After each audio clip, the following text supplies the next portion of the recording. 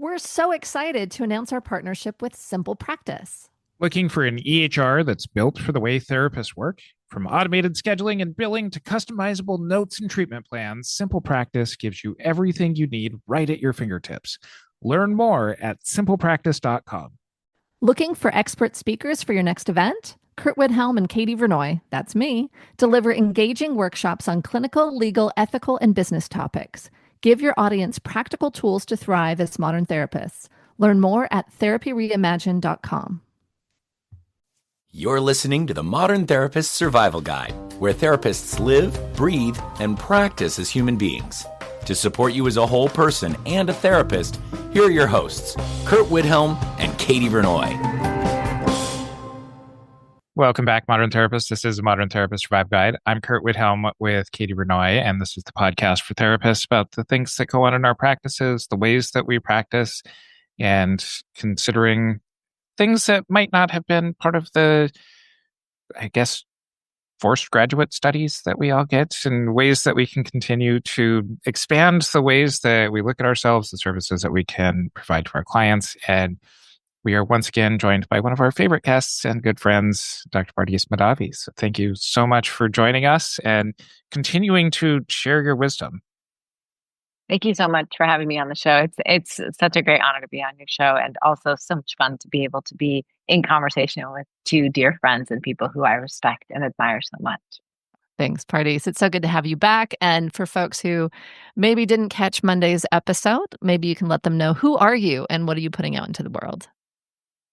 My name's Pardis Mahdavi. I'm a medical anthropologist by training. I describe myself as a recovering academic and a mystic cowgirl. I am somebody who spent 25 years in higher education. I've served as pretty much every role you can on the academic side of the house: professor, dean, provost, president at a number of universities across America.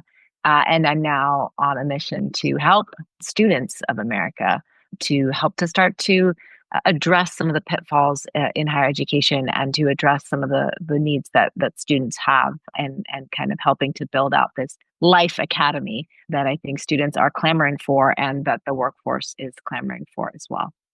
The first question that we have written down here is just very simply, what is the superconscious revolution? And I think for a lot of people, this might be a brand new term. So can you start with just what it is and help frame the rest of the episode for our listeners here?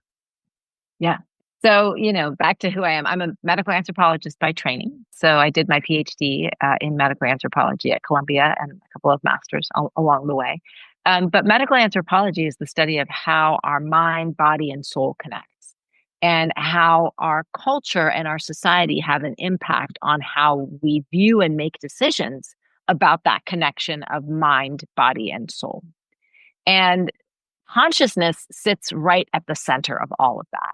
It's become kind of an overused word, but consciousness really, if you break it down, it's really about gaining an awareness of yourself and your relationship to the entire environment and society around you. So a lot of scientific research has now shown that our collective consciousness, that our own awareness, that our minds, that this sense of what we might call a soul, that there is a connection, that we are connected at a deeper soul level. So the superconscious is really honing the ability to pull the mirror back. Sometimes the mirror is pressed up so far against your face that you can't pull it back 6 inches. But developing the superconscious is basically being able to pull the mirror back far enough to say, okay, why am I having this thought? Why am I having this experience? Why am I reacting this way to, let's say you're sitting in traffic. This is something that many of us in Phoenix or Los Angeles or many urban centers can relate to, right? You're sitting in traffic. You're like me. I'm a single mom trying to get my kids to school on time, and I'm sitting in traffic, and there's a lot of things coming up for me. Why is this happening to me? Why am I stuck in traffic? Why is it not moving? Why are my kids screaming? And then it's me. Why is this happening to me? And I'm not even, that starts to spiral. Activating the superconscious through techniques, and we can talk about everything from breath work and meditation to people are engaging with plant medicines. We can talk about that too. But you can access your superconscious in many different ways. And the superconscious revolution refers to the fact that at this moment in time, as we sit here in 2025, at this moment in time, there are more people that are developing an awareness of their consciousness, that are developing an awareness of, wait a second, these are thought patterns. So back to the example of I'm sitting in traffic. The superconscious is activated when, instead of spiraling, you take a moment and say, hang on a second, I am not my thoughts. I am not this, but rather I'm having this experience. I can choose to either suffer through it or to release it and to try to connect back in with, okay, these are my kids. Okay, we're driving, we're going to get there. And then the traffic kind of opens up and flows. Many people who work in this area talk about the superconscious revolution as being about focusing on your inner world. So, we got to a place where our focus was so much on the external world. Can I buy a new car? Can I send my kid to this school? Can I buy a bigger, trying to control the external world and thinking that somehow that's going to make us happy. There's been a shift in the last 5 years or so where more and more people are understanding that it's actually our inner state that directly impacts the external world and not vice versa. So when we can focus on activating the superconscious to choosing to live from a beautiful state, there's only two inner states, a suffering state and a beautiful state, as many of my teachers tell me. So if you want to move from a suffering state, then your external world, you're going to see the traffic, you're going to see all of that. But if you shift your inner state and you want to live more of your life from what's called a beautiful state, that's going to impact your external world. So the superconscious revolution is really about waking up to that. I know that you're speaking our therapist language. This is what therapy is about. This is being able to take the mirror back. It's about being able to shift your inner state. And I feel like in therapy, there's been a shift in the opposite direction a little bit, because I think there's more of a realization that the things on the outside, whether I'm being oppressed or whether I don't have money to buy that new car, or some of the things that make real situations in the real world very challenging, may not be able to be sufficiently addressed by getting into a beautiful state internally. And so it feels like there needs to be a balance. And I'm curious how that's addressed within the work that you've been doing. I think you're exactly right. And I think, if we just say, well, if you manifest it, it'll come. I mean, that's just not good. That's like so trite. And that's definitely not at all. I think the work is about. I think it's more about being able to dance in both the mystical and the mundane, right? In anthropologists, they say the sacred and the profane. You have to be able to dance between the two. And so if you sit on your couch and you just focus on manifesting, you're not going to have money for that. That's not going to work, right? So it's more about developing that awareness of, okay, if I'm going to make a decision in my life, from what state do I want to make that decision? And so here's what I would challenge people to think about. How many of the decisions that you made from a suffering inner state, fear, desperation, insecurity, hurt, how many of the decisions that you made from that state turned out well for you? Right? I mean, we're talking about, categories, and we're talking about developing intention and awareness. So you're talking about, okay, how can I make enough money to go out and buy that car? Well, is it really because you want to go buy that car? Or is it about getting into alignment and getting yourself to a place where you figure out, all right, where is the place where I can best fit in terms of making money? Where is the place where I can have alignment, where I'm making money and doing something that I love? How do I get to, I think one of the challenges, and this is back to our conversation about education, is somewhere along the lines, we stop, you think about like 100 years ago, right? Dale Nightingale writes a book and it's all about, life skills and learning to listen to your intuition, learning to even understand who you are and like, what is your purpose and what are your values and what are you about? We've lost the ability, and we're not necessarily teaching folks to take a minute to turn inwards and ask ourselves, like, what do I really want? And I see this with young people all the time. They end up in college and I'm like, well, why are you majoring in biology? And they're like, well, my parents told me to be pre-med, even though that's absolutely not what they want to do. Right. So how do you first go back and you learn to develop that skill of turning inwards and saying, okay, I'm going to make a major decision in my life, where I'm going to go to college, what I'm going to major in, what I'm going to do for a living, or who I'm going to marry, or, where I'm going to live. These are major decisions. And then start to ask yourself, am I making that decision from a suffering state? Can I get myself into a beautiful state? And from there, make a decision.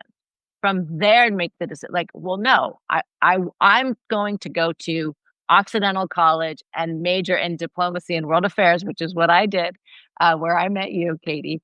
Yeah. Because I actually find human rights inspiring and fascinating. And yes, I'm the child of a doctor, and everyone in my family had been MDs. And, there was tremendous pressure, but there was also at that time a lot of teaching around, find your path, purpose, and passion. So how can you find your path, purpose, and passion if you're not even learning to listen to yourself? There's got to be a balance. Yes, the external world as well, but you also can't forget the inner world. And you can't just come to the inner world when it's in crisis. So that's what, therapy is like. You end up in therapy because everything's fallen apart. But how can you teach people, right, in public health language, prevention is cheaper and easier than treatment? How can you teach people to constantly be checking in with that inner world so that it doesn't get so scrambled that then, and of course, you can't always, and things happen in the external world. And thank God we have therapy. Thank God we have therapists. Thank God we have these tools.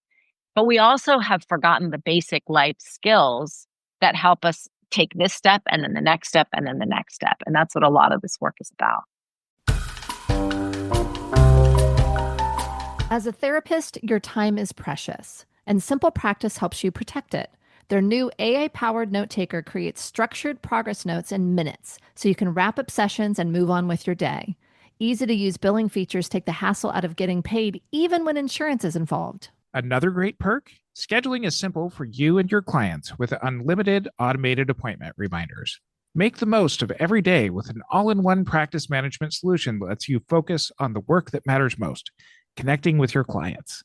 Join over 225,000 practitioners who trust Simple Practice to keep their day running smoothly. Start today at simplepractice.com.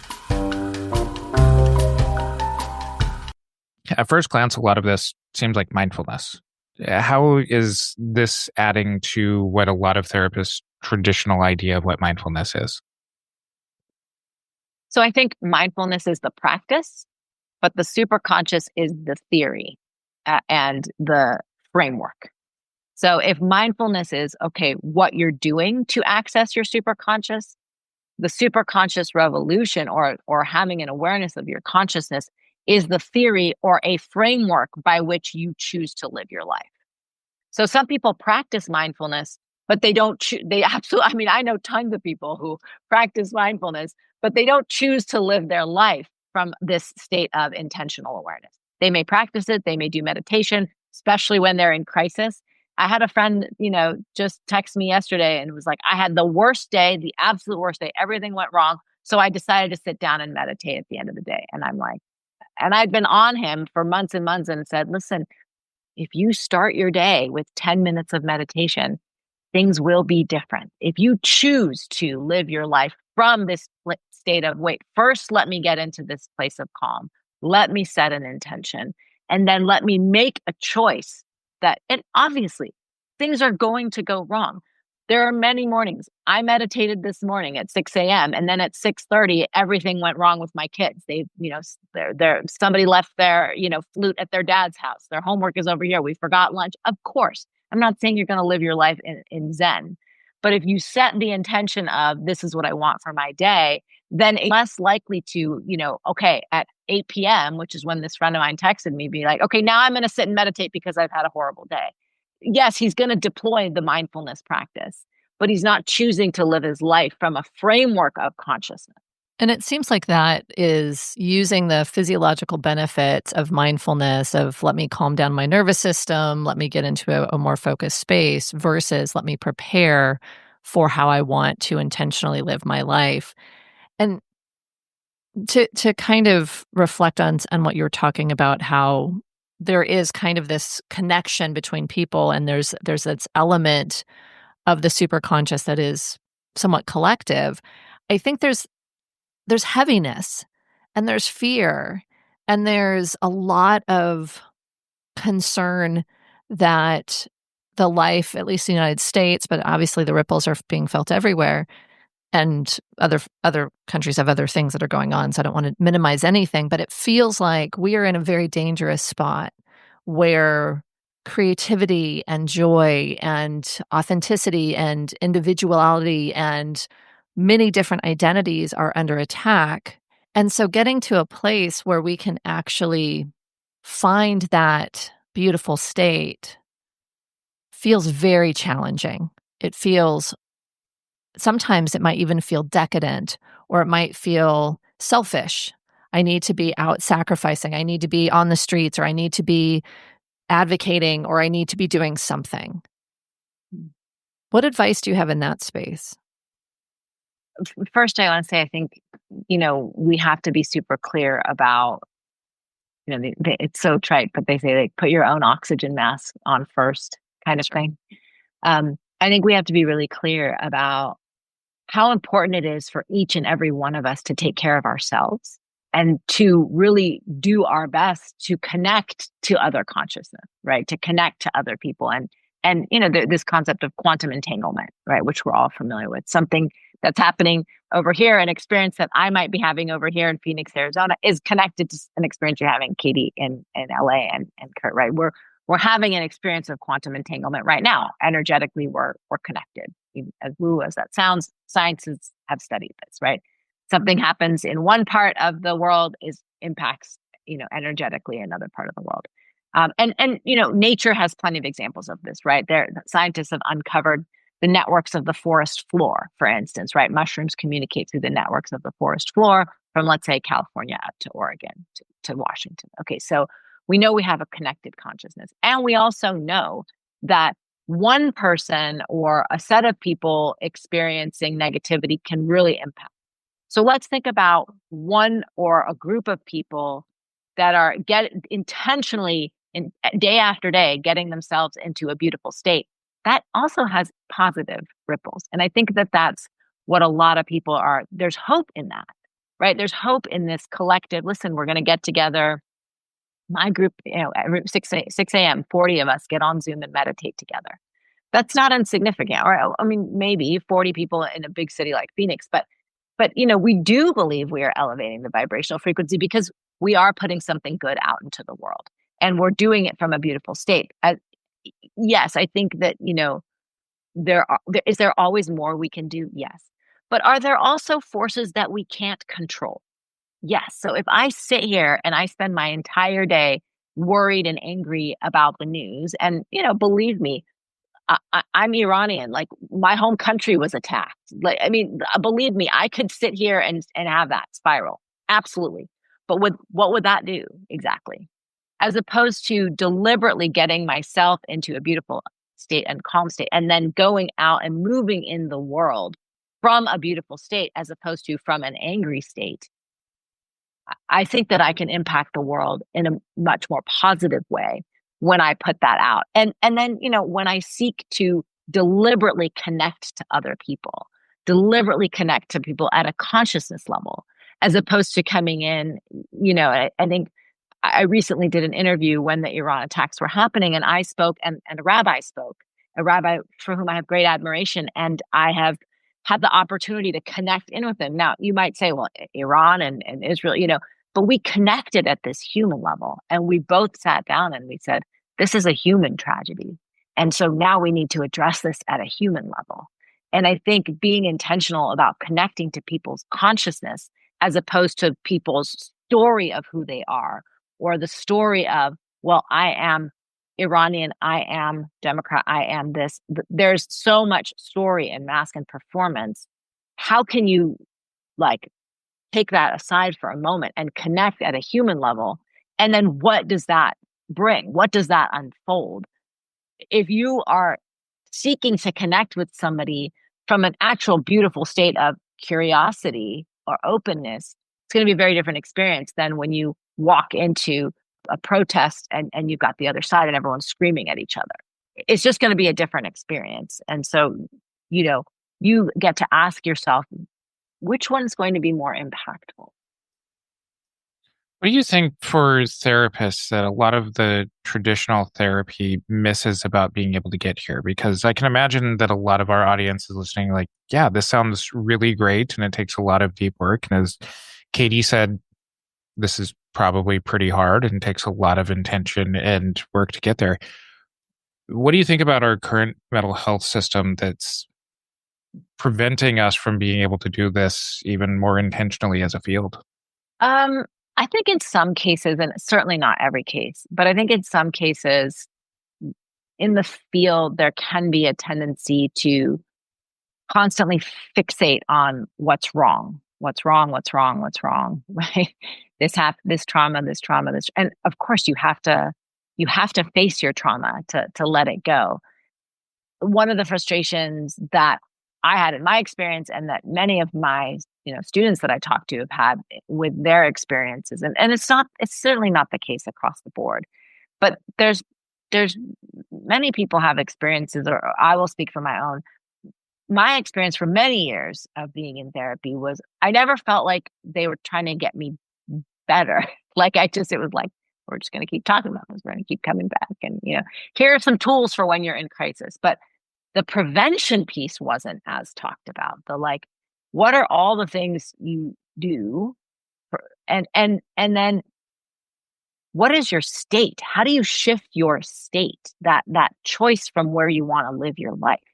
We don't talk about the state. We talk about what's happened, rewiring sometimes. There's can be a little bit of an over-focus on the negative in some cases, as opposed to, well, what is that?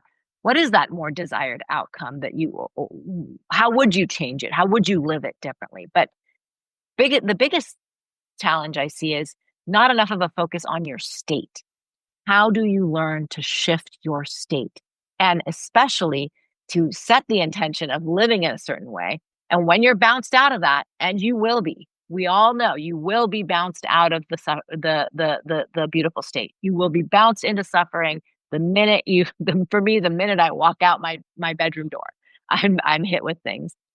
How do you though get yourself back into a beautiful state? What does equilibrium look like? What does being in a beautiful state even look like or feel like? And how do you know when you're in it? And how do you know when you're not in it? And I think that is something that there hasn't been enough focus or discipline, at least in the Western tradition, which is, why for me as a medical anthropologist, I've been studying a lot more, Sufism, Persian traditions from India, a lot of the traditions from India, Qigong, the Eastern traditions, because remember, thousands of years ago in the East, the concept of the individual didn't exist. It was really about the collective. And so there was a very, very strong intention set for always elevating the collective.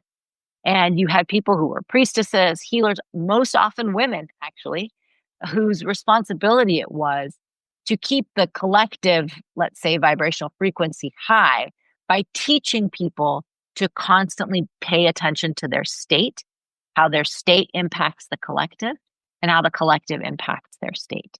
So I know that this gets into some of the Jungian theory that came later, but when you look at the Eastern traditions, this focus on your state was very, very rigorous, and we don't have as much of that anymore.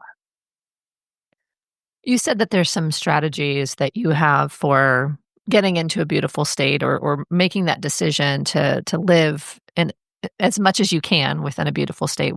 What are those? So I think some of it, and Curt, we talked about mindfulness practices, meditation. I mean, I can't underscore enough meditation. And we all say that, and people are like, well, I can't meditate. I can't sit still long enough. I can't, and I tell people, if I have 9-year-olds, if I can get groups of 9-year-olds meditating, I think we can get most people. And start with just hum. Can you hum for 30 seconds at a time in the shower? You don't have to close your eyes, just get in the shower, hum for 30 seconds. That is you meditating. That is you calming your nervous system. So you go from humming for 30 seconds to humming for a minute. You inhale and then you hum on your exhale, or just a 3-minute guided meditation. Can you then go from 30 seconds to 3 minutes? Do 30 seconds for a week, then do 3 minutes for a week. Then can you go, or for a month, then can you go from 3 minutes to 9 minutes? You take it at stepwise. Another really important tool is breath work mastery, right? The breath, that breathing is something that, we don't even pay attention to how we breathe and how the breath can, we teach people box breathing or count to 10 or what have you. But there's so many different types of breath work mastery, which are about actually tapping into energy and feeling it, right? Like chi breathing is a really good example. Fire breathing, prana breathing. Pick your poison, just breathe and breathe with intention. I think having that breath work is a really important nodal point. We teach it to young people all the time now, and it really helps them to de-escalate. So you've got meditation, you've got breath work, like deep breath work, and you've got breath mastery. Those are two different things. Breath mastery is, that's 30 minutes a day of actually learning how you master your breath to give you energy. And it's just an incredible process, I think. Journaling, right? I help to teach a course called The Artist's Way. We start with something called the morning pages, 3 pages a day of writing. Those can be important tools. Again, because all of that meditation, breath work, that teaches you where you're at. And one of the things I tell people when you're meditating, every time your mind drifts and you bring it back, that's a success. That's not you failing. People say to me all the time, I try to meditate and my brain is like ping-ponging all over the place, all over the universe. And I'm like, yeah, that's a success. Every time it ping-pongs and you bring it back, you are succeeding. You are succeeding. And so, learning how to do that, and then you take your breath work mastery. And from there, you start to recognize, oh, wow, like this is how, when you start to tap into energy, you can start to feel and read collective energies, and then you can understand quantum entanglement. But it's a process. And so you go step 1, and then you go step 2, and then step 3. And then, for many people, they want to go deeper, and you can get very deep with things like breath work, with things like tea ceremonies or cacao ceremonies. I have friends and I'm, I get to enjoy cacao ceremonies here where you intentionally partake of a very natural fruit and then you set the intention to connect with where that fruit came from. And then you set the intention to release things. And then now, of course, as we know, things like plant medicine, psychedelics, ketamine, psilocybin, everything, ayahuasca, ibogaine, we can talk about all of those. And that's just sort of, where do you want to go with it? I think there's many ways, but the basic tools is, the breath, the meditation, the mind, moving meditations, walking meditations. And to me, the breath mastery, we talk a lot about breath work right now, but breath mastery, which is, if people are interested, please reach out to me. Breath mastery is something that has changed, certainly my life and the life of many young people I work with. Just teaching them mastery over their own breath has been transformative too. Need dynamic, knowledgeable speakers for your next event, training, or conference? Curt Widhelm, that's me, and Katie Vernoy, that's her, bring real-world expertise to every presentation, covering topics like supervision, private practice growth, and therapist burnout. Our workshops are interactive, insightful, and packed with actionable strategies to help modern therapists succeed. Whether you're planning a team training or a large-scale event, Curt and I deliver high-impact learning experiences tailored to your needs. Book us today. Visit therapyreimagined.com to learn more. You're talking about how you practice this personally, and you're alluding to some of the ways that you work. Talk about how you incorporate this into your work, and especially down that leadership path. Yeah, I think that we don't spend enough time, when we train leaders. I think we don't spend enough time on their state, on their inner state. We teach leaders, grow your business, marketing, network, do this and that, and how do you get the right team, and but we don't spend enough time teaching leaders. Look at your own inner state and then think about how your inner state is impacting your team There's so much that's not said, and leaders especially, just their presence carries so much weight. So every word that leaders say reverberates across their organization, with a massive, massive ripple effect. And so much of that is not necessarily the words, but it's also the energy that the leaders bring to their words. And so I often will work with leaders and they're like, well, I didn't say anything. All I said was, we got to do this better. And my team freaked out. And I said, okay, well, what were you thinking when you walked in? Like what was the state that you were in? What was the energy that you were bringing to that moment?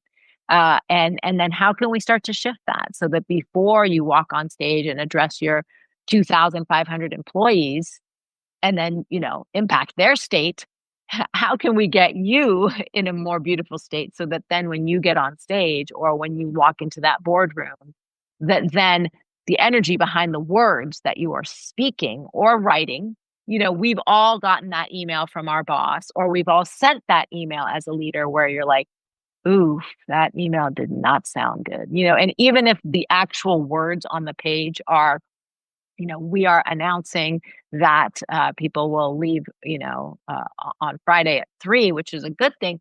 There's something about it that's like, there's something off here, and a lot of that is that there is this intent, this energetic intent that comes through the words. And so I think as leaders, we're not, at least when I was, kind of going up the leadership ladder, nobody ever taught me that. No one ever taught me how important my state was for the entire organization. You've talked a lot about how a person's state can impact the state of others, and a little bit about, I think this is what you're talking about, enlightened leadership. But it seems like part of what you're really talking about is developing community that is seeking to improve whatever it is, the world, the state of the individuals within it, that type of thing. Yeah. How do we support the development of community during this time? Well, I think having the conversation about it is really important. So we're doing it as we're sitting here. I can't underscore that enough. I think community is the salve for us. When things were really tough on college campuses, a few years back, and I was in a leadership role, people asked like, well, why were things so calm on your campus? And I said, because we focused on community. We doubled down. We invited people to connect at the level of humanness, and we invited curiosity over critique. So we invited people to come. That's that sort of tapping into that consciousness. And as a leader, I role modeled that. My entire leadership team role modeled that. Okay, tell me, you're upset. Like, let's get curious about that. You feel that your needs aren't being met. Tell me why. Let's talk about how are you feeling, so that people don't introject their anxieties onto everybody else. It's like, let's take a step back. Let's ask ourselves, why am I feeling this way? What is this feeling I am feeling? Why am I feeling it? And then how is it impacting how I'm connecting with the community? What kind of community do I want to be in? What kind of community do I want to be a part of? And I think that one of the things that's been at least inspiring for me, and people say these are challenging times, and I don't disagree with that. But it's also, right, Rumi says the gift lies closest to the wound, right? It's in these times of wounding that, these wounds can become scars through the way in which, we let the light in, and I think one of the things that's been inspiring for me is the establishment of these communities, of collective consciousness communities. You're seeing more and more of that pop up. You're seeing more people say, okay, I'm going to put down my, political, we're just going to pause for a moment, the political, maybe the religious or what have you. And I'm going to talk to you as you. I'm going to talk to you as Curt and you as Katie. We're going to talk as 3 humans, not as the identities or the frameworks that we've been told we are. I'm going to talk to you as a human, not as someone with a PhD. Let's connect in here and see what is our collective consciousness asking us, and what kind of a community can we build around just this conversation? And you're seeing more of that. That's what I mean by the superconscious revolution. People are more aware of their thoughts and they're more aware of their masks. And I think people are more curious now to find ways to connect and build communities that are about growth. You're seeing obviously the huge explosion of a personal growth industry, and what is it, like the $1 trillion altered states economy, I think is what people call it. That's all the plant medicines and all that. But all of that is just speaking to, putting words on and numbers on the fact that more people are waking up. And that some people say the reason that more of the plants are even showing up, why are there so many plants now for the plant medicines? People say that's really because the community is asked for it. I think there's another piece to this that you've been mentioning, but I wanted to put a spotlight on. So much of what's discussed in the world, in the popular news, whatever it is, seems to center around identity, around obviously political party. There's a lot of what you described as masks or ways that folks are being labeled. And in this, you're asking people to set that aside and come from the human space, come from curiosity. I love all of those things. And I think there are folks that are going to find that a hard pill to swallow. And so I'm just curious how the opt-in is for that, how that is discussed, how we respect the human here that is deeply tied to one or more identities, and saying, let's allow those to exist, but not be centered in this conversation. What does that look like for folks who are, especially for marginalized folks who have been asked to throw those identities to the side and discount them for so long?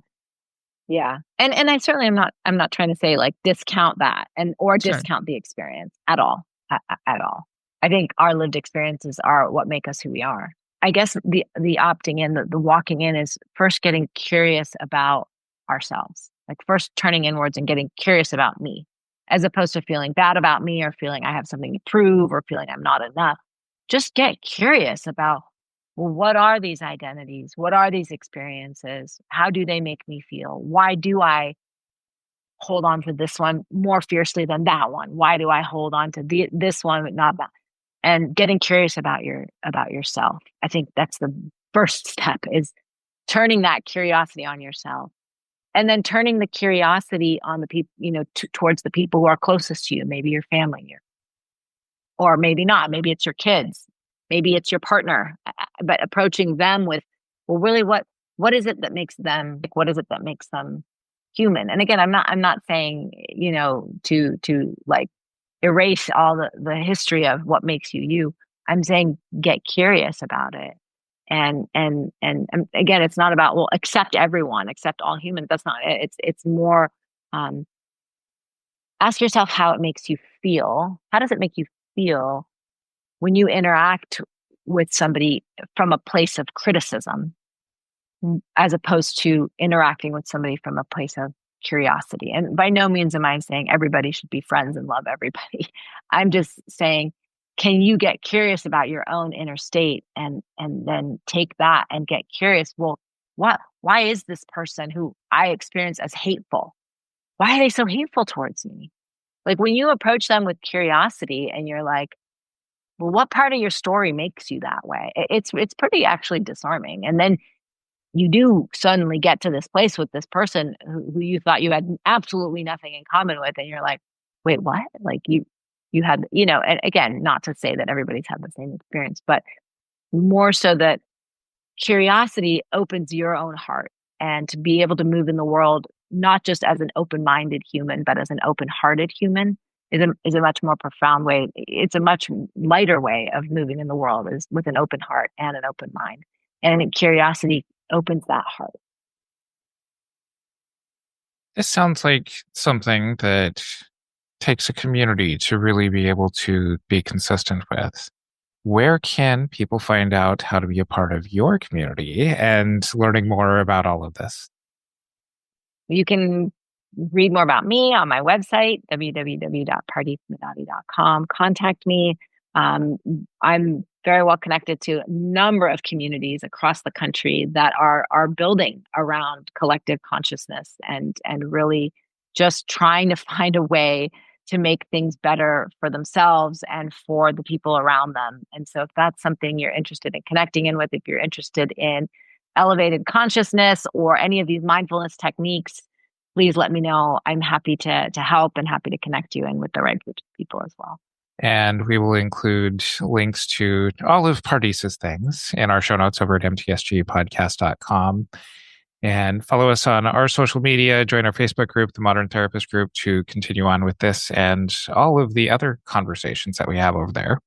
And until next time, I'm Curt Woodhelm with Katie Vernoy and Dr. Pardis Mahdavi. Over 225,000 practitioners already use Simple Practice to grow their business and simplify admin tasks that take time away from their clients. Isn't it time your EHR worked as hard as you do? Find out more at simplepractice.com. Want expert training for your team or event? Katie and I offer engaging workshops with real-world strategies for modern therapists. Visit therapyreimagined.com to learn more and book today. Thank you for listening to the Modern Therapist Survival Guide. Learn more about who we are and what we do at mtsgpodcast.com. You can also join us on Facebook and Twitter. And please don't forget to subscribe so you don't miss any of our episodes.